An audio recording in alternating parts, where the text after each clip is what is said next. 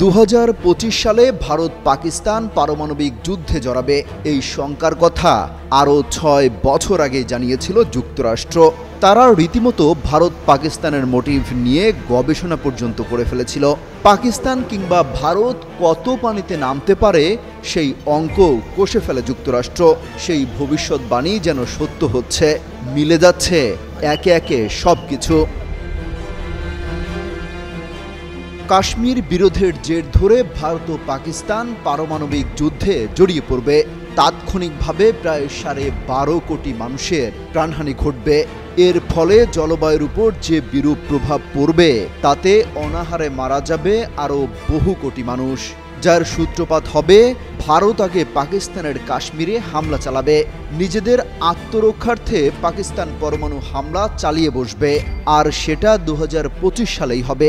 ঠিক এভাবেই আজ থেকে প্রায় 6 বছর আগে 2019 সালে আমেরিকার রাটগার্স বিশ্ববিদ্যালয়ের এক গবেষণায় এসব আশঙ্কা প্রকাশ করা হয়। সেই সময়ই এ নিয়ে বিস্তারিত প্রতিবেদন প্রকাশ করে বিবিসি বাংলা। সেই প্রতিবেদন এখন অনেকেই শেয়ার করছেন। যমুনা স্মার্ট রেফ্রিজারেটর, স্মার্ট লাইফে স্মার্ট রেফ্রিজারেটর। লিখছেন, যুক্তরাষ্ট্র আগেই জানত কিভাবে কখন পরমাণু যুদ্ধে জড়িয়ে পড়বে চিরবৈরী ভারত পাকিস্তান। সেখানে কিছু কাল্পনিক দৃশ্য তুলে ধরা হয়। উল্লেখ করা হয়, ভারতীয় পার্লামেন্টে বোমা হামলা চালাবে একজন সন্ত্রাসী, নিহত হবেন ভারতীয় নেতারা। জবাবে ভারতীয় সেনাবাহিনী পাকিস্তানের ভেতরে প্রবেশ করে আক্রমণ চালাবে। নিজেদের রক্ষার্থে পারমাণবিক বোমা ব্যবহার করবে পাকিস্তান।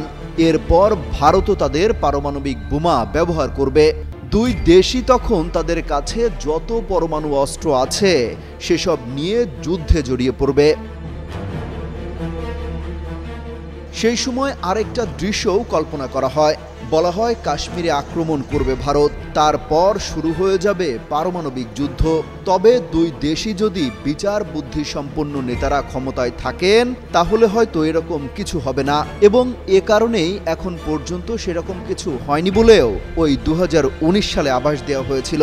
কিন্তু এরকম আরো নানা রকমের কাল্পনিক দৃশ্য তৈরি করা যায়, যার ফলে পরিস্থিতি নিয়ন্ত্রণের বাইরে চলে যেতে পারে। এরকম এক বিপর্যয়ের ধারণা দিতে গিয়ে বলা হয়, 2025 সালে দক্ষিণ এশিয়ার পরমাণু শক্তিধর এই দুটো দেশের মধ্যে যুদ্ধ লেগে যেতে পারে। 1998 সালে ভারত ও পাকিস্তান পারমাণবিক বোমা পরীক্ষা চালিয়েছে। এরপরে গত 26 বছর চলে গেছে।